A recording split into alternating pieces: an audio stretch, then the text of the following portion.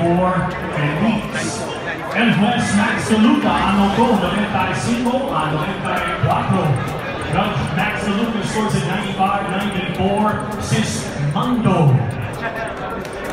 Y el juez Daniel Sandoval anotó 96 a 93. And Judge Daniel Sandoval scores it 96-93.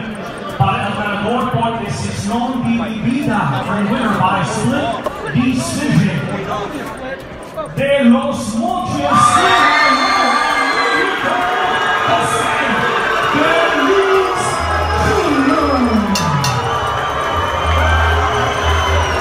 Ask him how he feels about the fight. Ricky, ano ang palagay mo dun sa laban mo?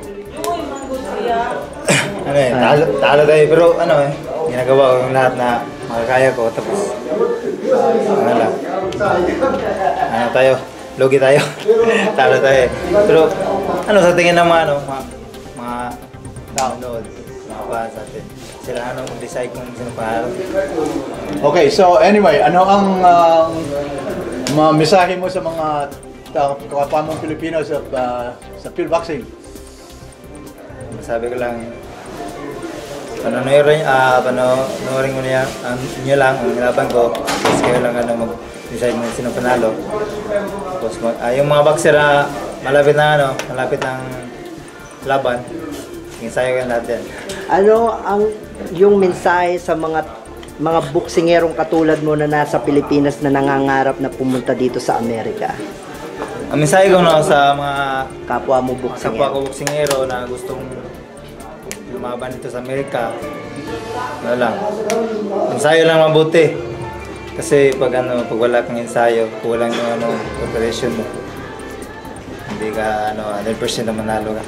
Anong experience mo na pwede mong sabihin sa mga kapwa mo boksingero na pwede mong bigyan ng tips o para sa iyo na lumaban dito sa Amerika? Yung tips ko sa mga boksingero na gusto lumaban sa Amerika, lalo na yung mga boksingerong Mexicano na labas-pasok yung laban. Ano lang, pressure lang. Inaasahan mo bang tumatakbo si Felix? Hindi ko inaasahan tumatakbo kasi matapang yun eh. Pero nataka ko na tumatakbo sa akin kanina. Yung bang 1 week na nandito mo, kasya na ba yun sa Kasya na ba yun ng napaglaban mo dito? 1 week lang para may titlag pa.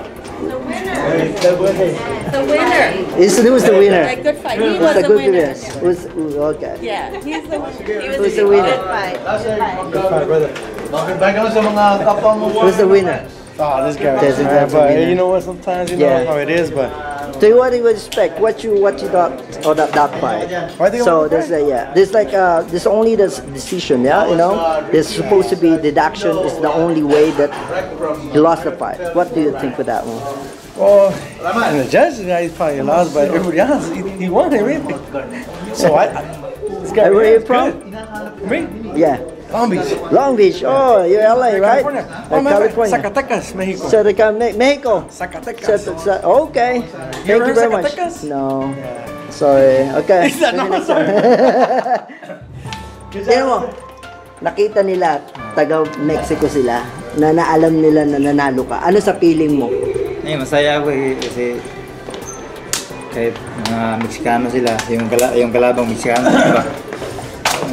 Hindi lang nag-favor sa kanilang boksingero. Oh, Doc. Okay. Ano masasabi niya? Tapos na. Yeah? Wala na magagawa. Yan ang boxing eh. Manalo at panalo. You win one, you lose one. That's how it is. That's the business of boxing. But next time, I think Ricky here will do better. And if given enough time in Los Angeles for him to train, I think this guy is gonna go places. Ricky, mabuhay ka. Panalo tayo. Okay.